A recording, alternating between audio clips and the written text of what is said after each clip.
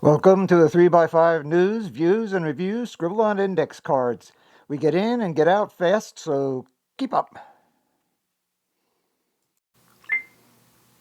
Yes, I am that rare progressive who rides a motorcycle. No, I do not ride a Harley, the official motorcycle of MAGA. Today, what we most feared about Trump before he was elected has been overshadowed by all the sturm und drang his administration has unleashed on us.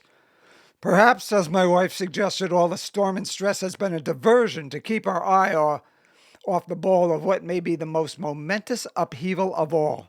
I'm speaking about erecting roadblocks to voting and maybe even ending presidential elections. I shall now summarize and comment on a recent New Yorker article by Sue Halper entitled, Trump is still trying to undermine elections. Bear in mind that at first glance, much of it will seem sensible to many Americans, brainwashed as we are, to suspect that elections may be stolen.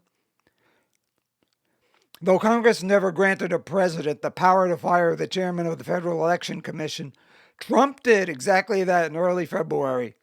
Shortly afterward, he signed an executive order that asserted White House control over independent agencies such as the Federal Elections Commission, thus allowing the president to twist campaign rules to his own advantage. He also seeks to strip the status of the U.S. Postal Service as an independent agency and bring it into the Department of Commerce, over which a president has power. Control over the Postal Service could help him in his quest to cancel or create obstacles to voting by mail. Then Elon Musk's Doge fired 130 employees of a division of Homeland Security called CISA that acts as a safeguard against foreign cyber interference in our elections by the likes of China, Iran, North Korea, and of course Russia. CISA has also been tasked with providing state election officials with computer monitoring equipment to protect their election systems against outside intrusions. Hang on, the worst is yet to come. Republicans in Congress are trying to get a bill passed called the SAVE Act, an acronym for Safeguard American Voter Eligibility. Instead of SAVE, it should really be called SHRINK, because that is what it would actually do to voter eligibility. Or more honestly yet, it should be called the LOSE Act, as in lose your voting rights. Ostensibly, SAVE is a means to prevent non-citizens from voting in federal elections. In reality, as anyone with an ounce of sense knows, undocumented immigrants don't dare set foot in polling places out of fear of being apprehended and deported.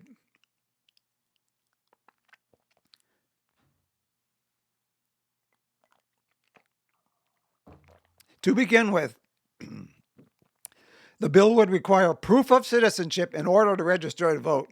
Okay, that doesn't sound so bad, but one such proof is a birth certificate that matches one's current name. One's current name. Are they talking about married women?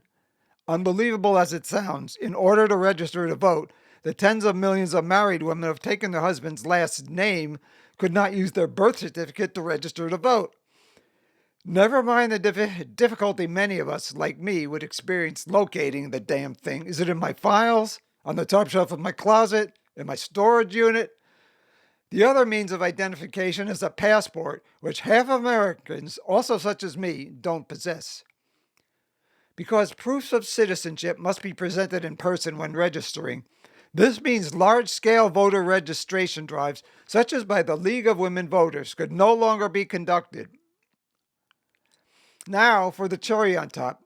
Want to show your love for your country, state, or town by volunteering as an election official?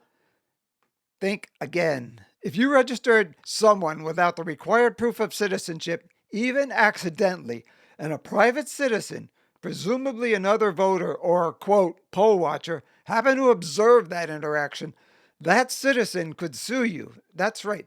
You can count on them being financially supported by a Republican anti-voting rights organization with deep pockets. All this is a modern version of literacy tests, which existed for 100 years in America until the Voting Rights Act of 1965, intended to bar ethnic groups, most notably black, of course, at their most discriminatory, discriminatory. They asked outlandish questions such as, in this one used in Louisiana in 1964, quote, place a cross over the 10th letter in this line, a line under the first space in this sentence, and circle around the last line in the second line of this sentence, end quote.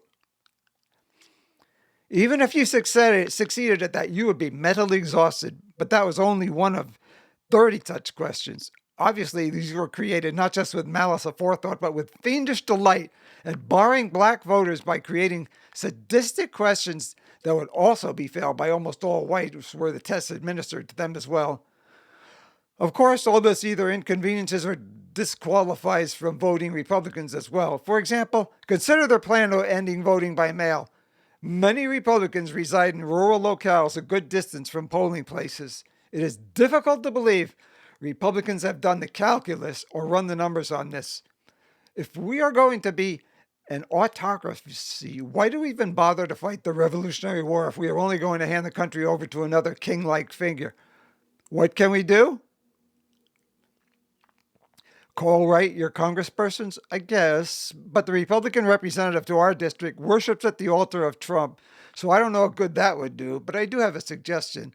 One of my favorite nonprofits to which I contribute regularly is the Democratic Association of Secretaries of State.